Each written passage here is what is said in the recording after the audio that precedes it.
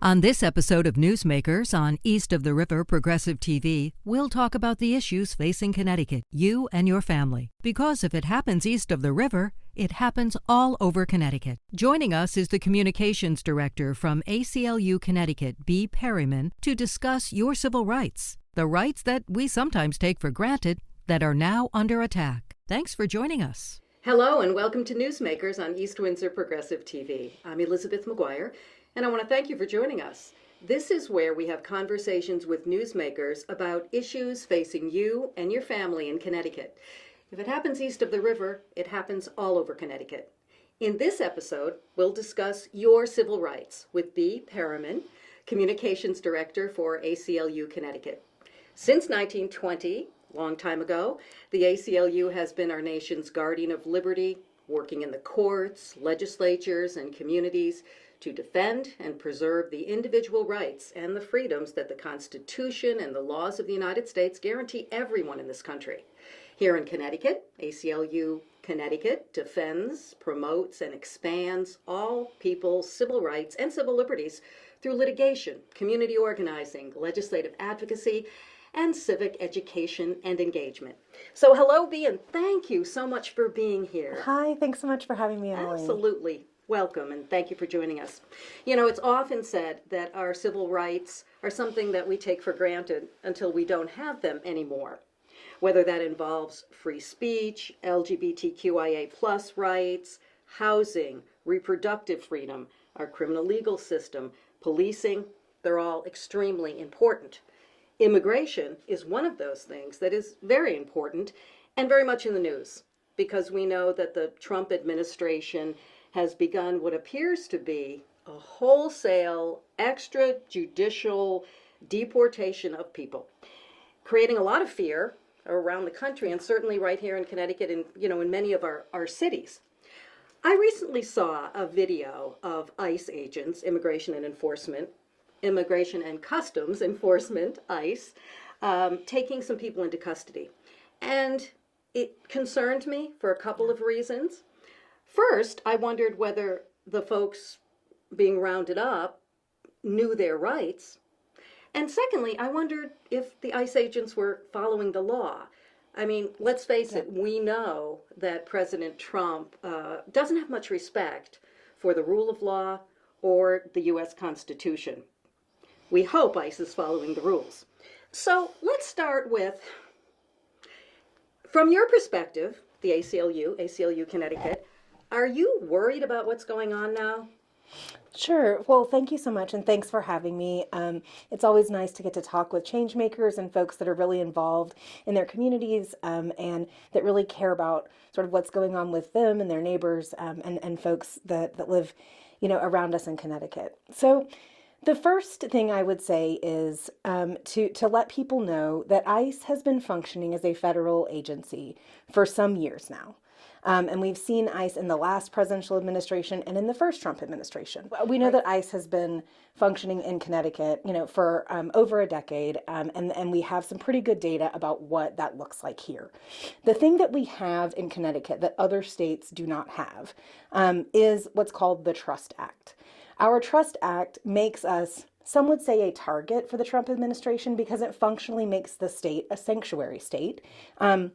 But what it really does is precludes state and local law enforcement from doing ICE's job for them. And that is one of the key differences that happens of what happens in Connecticut versus places that we see of, Texas, California, places like that. And we can talk a little more about the Trust Act, but I am curious as to whether ICE agents can randomly pick up folks that they have targeted as undocumented people. Can they just go and pick them up without any sort of paperwork? That's a great question. So this is what I will tell people who are worried about ICE activity in Connecticut. The first thing is that knowing your rights is extremely important. It is the number one thing that families, communities, and businesses should be doing, is making sure that everyone knows what their constitutional rights are. Whether you are in this country as the citizen that was born here, whether you have gained citizenship, or if you are here with some kind of immigration status or an undocumented status, status, you still do have constitutional rights guaranteed you by the Constitution of the United States and also the Connecticut State Constitution. So knowing your rights is going to be one of the most important things that people can do. The second thing is families and businesses need to be working on these what we call family preparedness plans. And that is a way for folks of various statuses to make sure that they have their documents together in a place that is easy for a lawyer, for family, and for other folks to look at in case they interact with ICE or, God forbid, get taken or separated from their families. The other thing you should know is that ICE does have to comport themselves with the Constitution. We don't see that often. And one of the ways we've been able to, at the ACLU, to make sure over years that folks are reunited with their families is because ICE doesn't often comport themselves with the law. And so folks have legal recourse and are able to get reunited because of ICE's bad actions. These are things like lying about documentation. They have what they call administrative warrants that come out of ICE. I wanted to ask you about that. I hear about ICE warrants. I hear about detainers. Yeah. It's a little confusing. It is. However, this is what people need to know. First is an administrative ICE warrant is a thing that they have printed out in their office. You or I could print out a piece of paper that says, we get to go in this building and take this person out of it. That doesn't give us authority constitutionally to do that, right? ICE functions the same way. They have to have a warrant signed by a judge called a judicial warrant, not an administrative warrant from their office. And the best thing that people can do when you know your rights, you know kind of what you're looking for in those warrants. Names spelled correctly, addresses spelled correctly, dates properly written down, and signed by a magistrate or judge. That's going to be the only way that people have a legal right to be in a place of worship, a business, or a home. Do you happen to know whether it is more common for ICE agents to have the ICE warrant, or do they come with a judicial warrant? We've seen both. In Connecticut, because the way that our laws and our Constitution is structured, we typically see folks that when they get detained, they do often have a judicial warrant, but that doesn't mean that they are lacking in their constitutional rights. I do have a risk analysis I can walk you through of who is high and medium and low risk, if that would be helpful. Oh, sure. Yeah. Great. So high risk folks are folks that have removal orders or have been deported before. Those are the folks that are at the most highest risk. If you've been here less than 2 years and have made no application proceedings, that's another thing that's going to put you in that high risk category. Medium risk are people with a criminal record, or undocumented folks that are not in the high risk category. Low risk folks may have removal proceedings, but those are ones that are in progress in Connecticut. And in the immigration courts here. And then also people that have some type of status, whether that's DACA or temporary protected status. There's many different types of status. People that have any type of status, but then have no criminal history. The thing that we have to make sure we stay updated on is there are folks in this country that are documented that may become undocumented because of some of these. We challenge the constitutionality of these executive orders, but because these things become sort of the policy of the land while they're being challenged, that is something that folks that do have papers need to make sure that they're looking out for. So if you fall into one of those risk categories and ICE agents knock on your door, do you have to let them in? So you do have constitutional rights. There's a couple of things that you can do. The things I would tell people, the number one thing is, do not lie, do not speak, right, and do not sign anything, right? Don't produce false documents. If you're undocumented, don't give some type of fake document. You do have to give your name, but other than that, you can ask if I am being detained, or you can let them know that you do not consent to a search of your property, and that's all you have to say.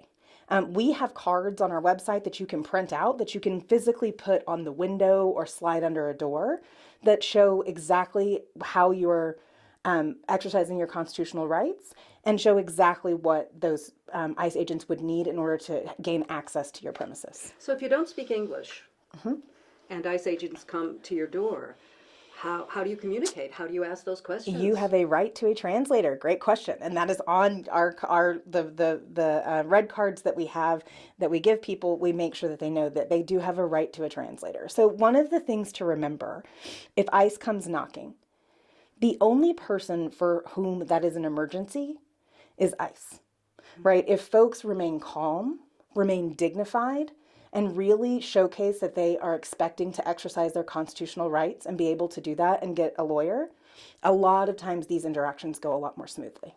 But pretty frightening when you hear that knock on the door. This is why people should be practicing. This is why people should be having those conversations in their kitchen tables, at their businesses, in their churches, places like that. Those conversations need to be happening now. Now, what about where ICE agents can go? So we're talking about someone knocking on an apartment door or a home. What about if ICE agents show at work? Are they allowed to show up at a workplace? They are. ICE agents can show up at work. They have broad jurisdiction. They're a federal government, law enforcement agency. So they have broad jurisdiction throughout the state. What at an office, what they can do without a warrant is be in places that are designated for the public. Places like lobbies, places like, an entry assign-in area. But if you have designated spots for employees only, those are places they have to have that judicial warrant in order to gain access to. And so if someone shows up if an ICE agent shows up at work, you have to respond.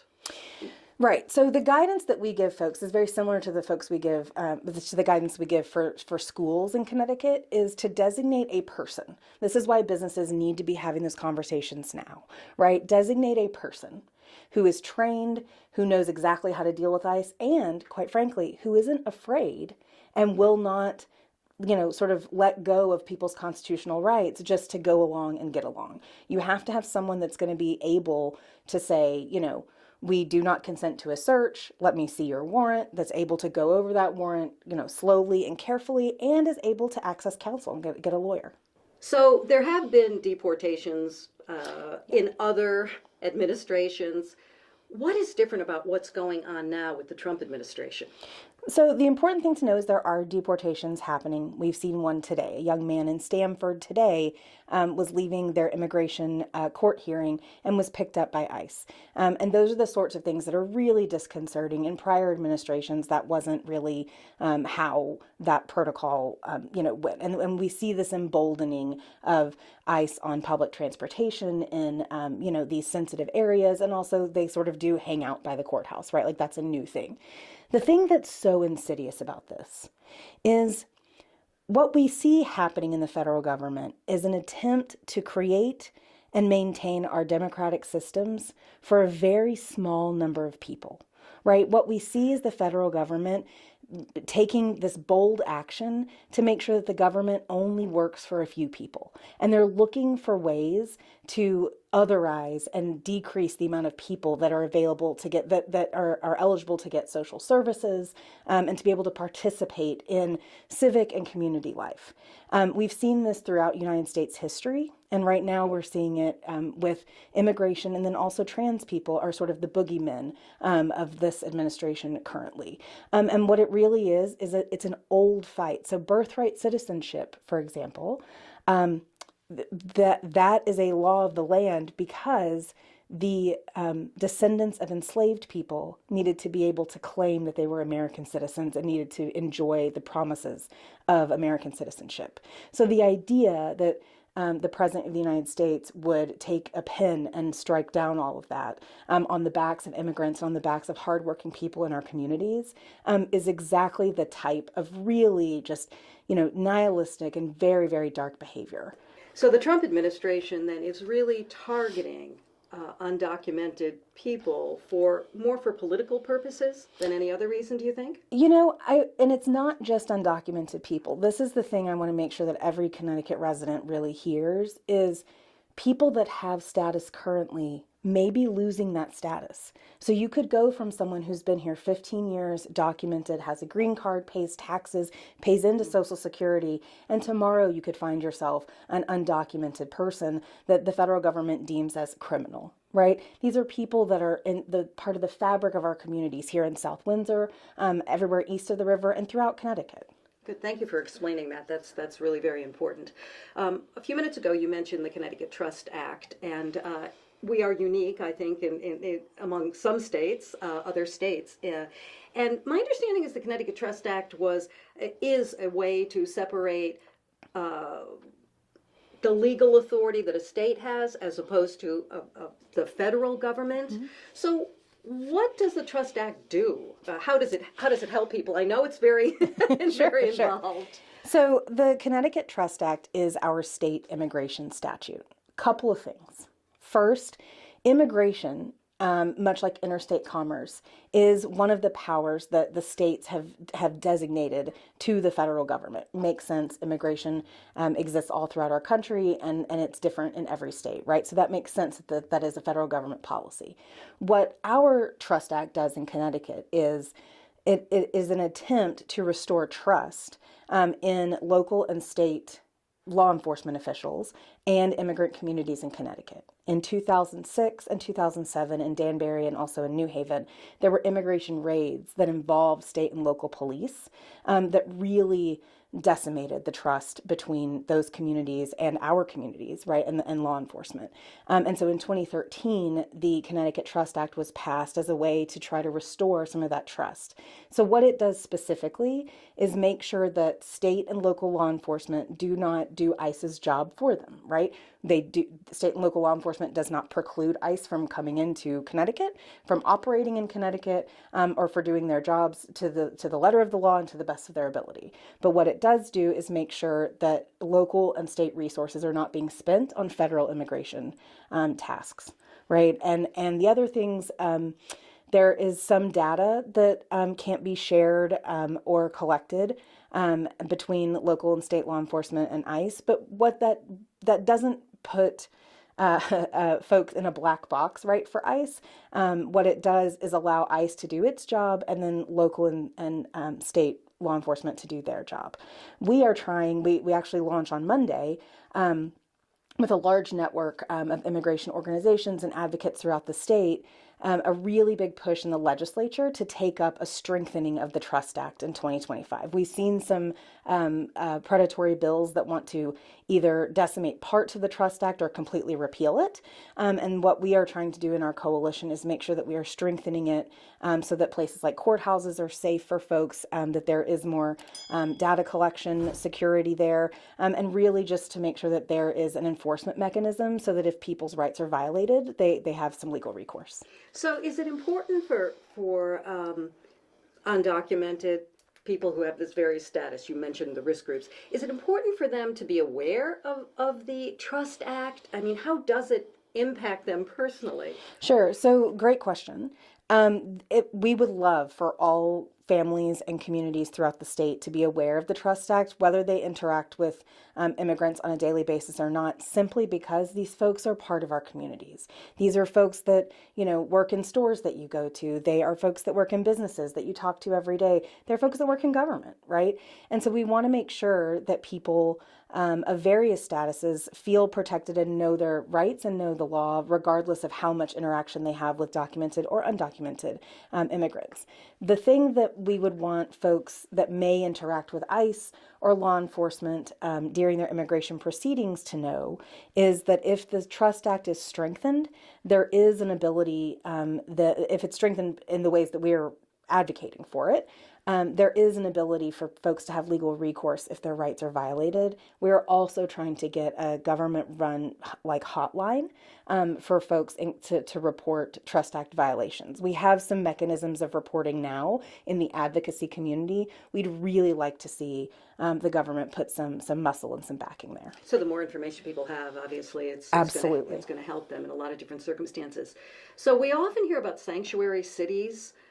sanctuary states, and I know the Trump administration uses that pejoratively, but what does that mean? We have, I believe, at least four We do. sanctuary cities in Connecticut. What's the definition of that, and how does that impact individuals who may be targeted by ICE? That's a great question. So Connecticut is technically a sanctuary state because it has policies that make sure that immigrants are included in political, civic, business life, and family and community life all throughout the state. That's really at this point, all that it means. We do have several cities that have designation, and we also know that the city of New Haven joined up with Portland to sue the federal government over targeting of local monies that would be restricted if they continue with these inclusive policies.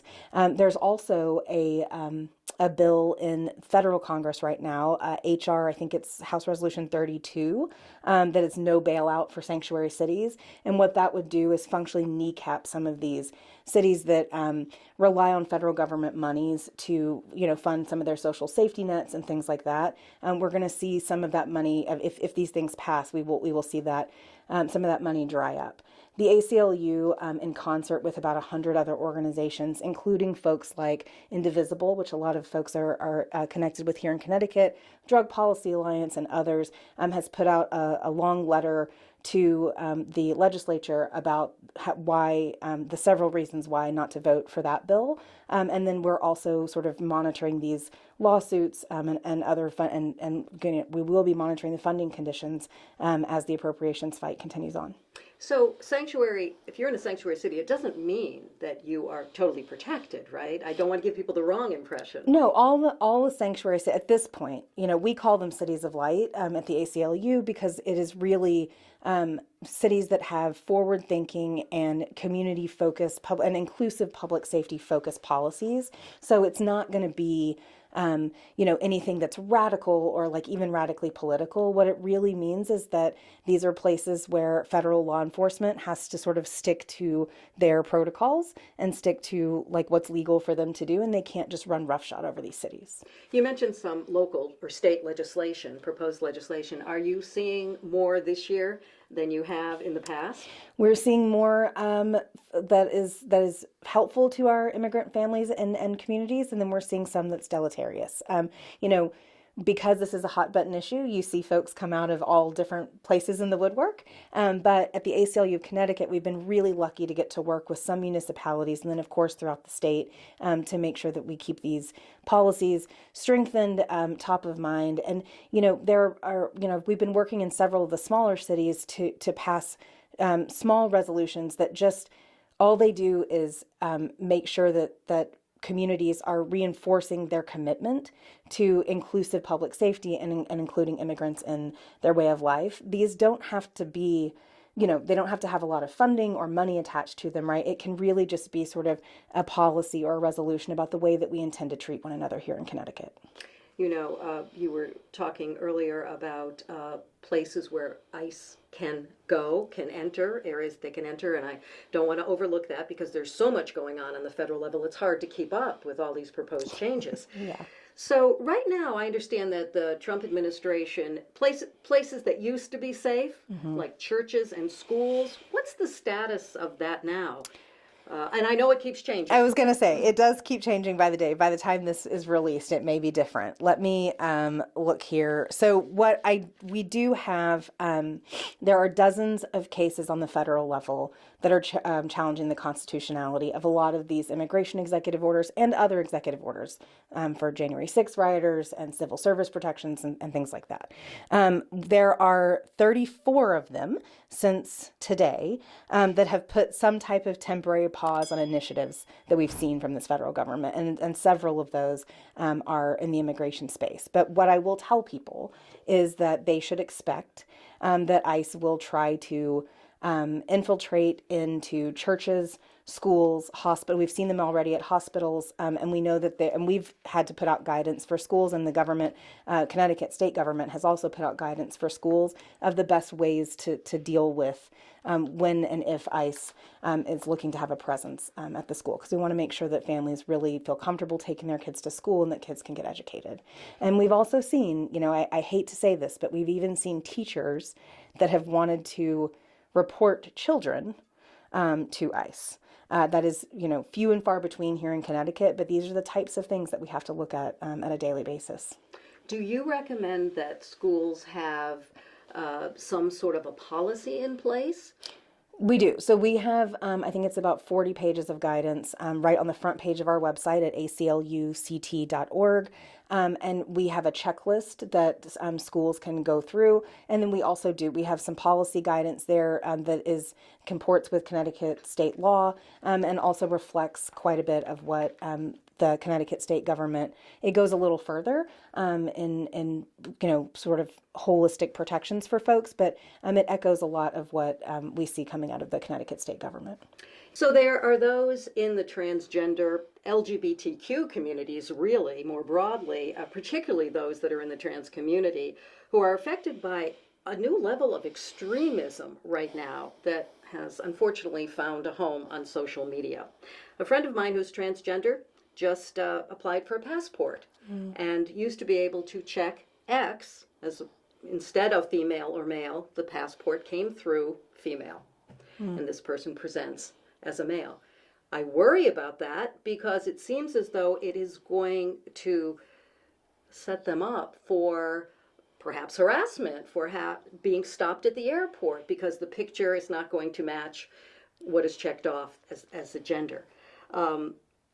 I'm worried about that, and I'm wondering right now, what is the ACLU doing to try to help the transgender community in particular? Sure, it's a great question. So the first thing I will note is one of the reasons that this is so important is because we are a country that has a lot of real problems. What has happened is the scapegoats that the federal government has chosen, that President Trump has chosen, are the wrong scapegoats, right? What we need is good policy. What we don't need is demonizing immigrant communities, transgender people, and some of the most vulnerable people in our society. So number one, when we're thinking about this, right, there's so much focus on this because this is a small section of the population that's very easy to otherize. And, they suffer from, like worse health benefits. They have less earning power. There's a lot of issues that the transgender community has that make them a very easy scapegoat. So I want to make sure that people are clear that what's happening here is a scapegoating, right? There's not a huge transgender issue. That being said, transgender people must be able to have full political and social and civic inclusion in society, and being able to, be named properly on their passports and have a gender marker that fits them is what we want. So the ACLU filed on the 7th of this month, or spelled like Bobby Orr v. Trump, and that is a constitutional challenge to the passport issue. There was another executive order about gender-affirming care and denying gender-affirming care to younger folks. We also filed on the 14th a legal action against the Trump administration for that as well. So the thing I would tell people about their passports is to go ahead. What we've seen is gender marker clinics that a lot of the pride centers in the state are doing. And what we've seen is folks going ahead and applying now and trying to get those things pushed through now if they're not updated or if they're going to expire soon, and seeing, what happens now. But we've seen already folks being misgendered on their government documents. It's very upsetting. So I know that ACLU does a lot of legal stuff, but it seems to me that particularly with transgender individuals, that they are being targeted just because they're different or because people do not understand transgenderism. There's some ignorance there.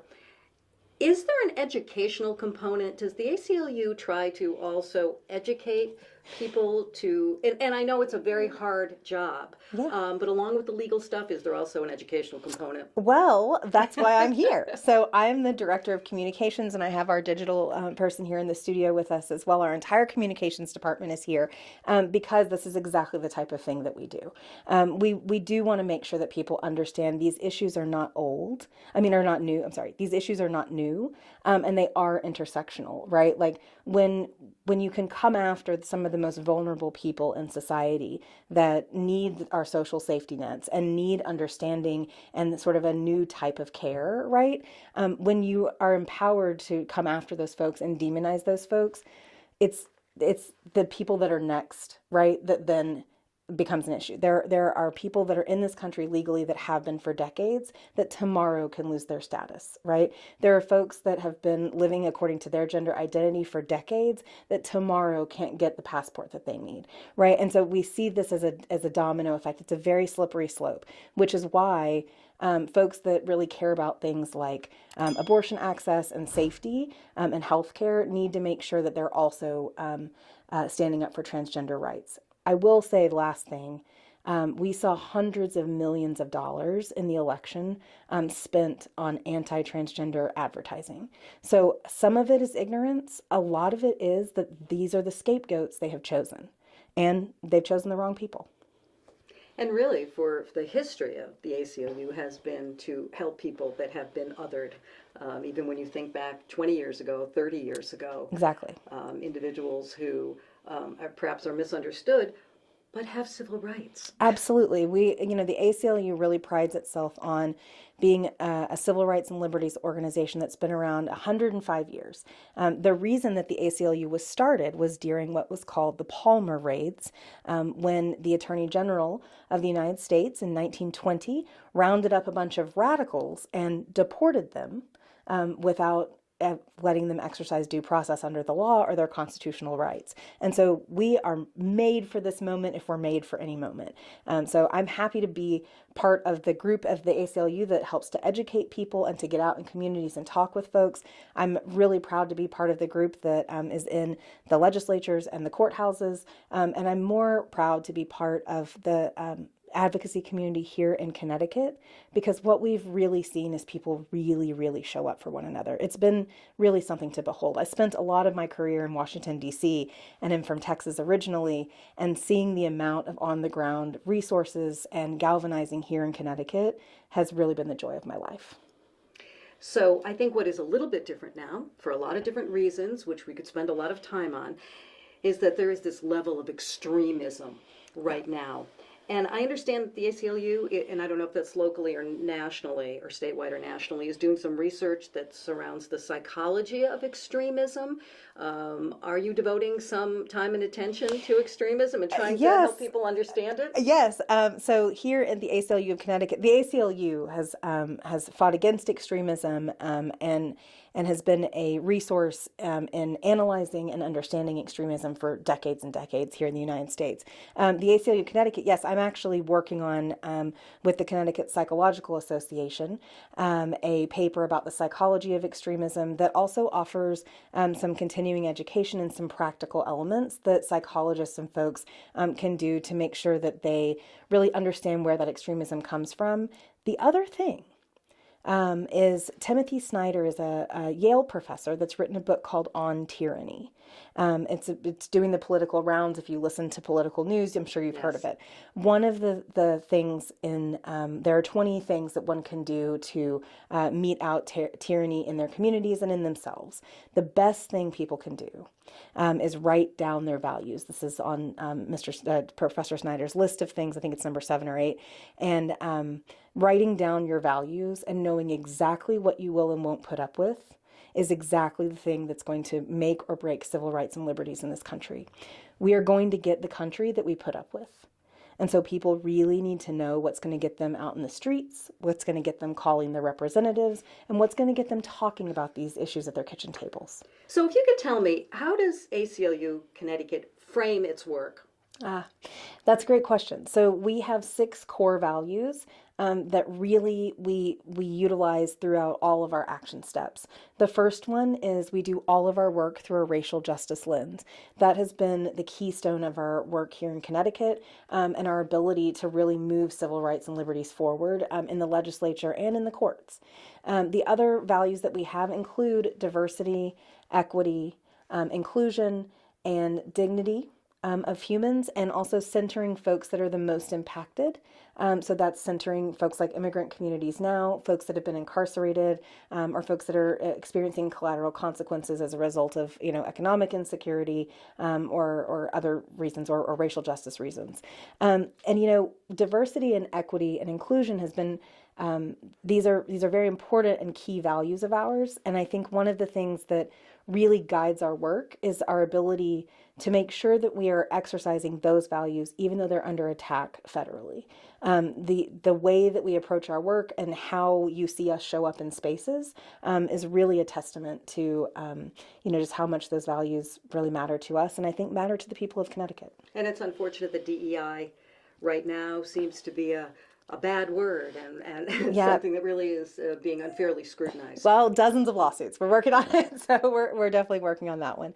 But it is, these are grounding values for us here in Connecticut, and I've been pleased with the folks that we work with in communities and with the staff at ACLU Connecticut as well. That Just lastly, can you dispel the myth that the ACLU only represents folks who are liberal or liberal causes? Happy to. So the ACLU is, in our 105-year history, has been nonpartisan our entire history. We have represented folks like the Ku Klux Klan, and even recently like the NRA. And so we have some of the ACLU's most famous cases, I would say, are those about freedom of speech for groups that you or I might not think should have the decency of speech. But everyone deserves a lawyer, and the First Amendment deserves to be exercised by all groups and people in this nation. Bea, thank you so much for being here Thank and you. for sharing your expertise. Some really, really informative stuff that we've talked about, and really critical information in regard to our civil rights. So we appreciate your time. And unfortunately, we have run out of time. We are grateful, though, that you have been here, and we have been speaking with Bea Perryman, Communications Director for the Connecticut ACLU. You have been watching Newsmakers on East of the River Progressive TV. We thank you for watching, and we hope you'll join us again. Thanks for joining us for this episode of Newsmakers on East of the River Progressive TV. Please like and subscribe for more great conversations here on Newsmakers.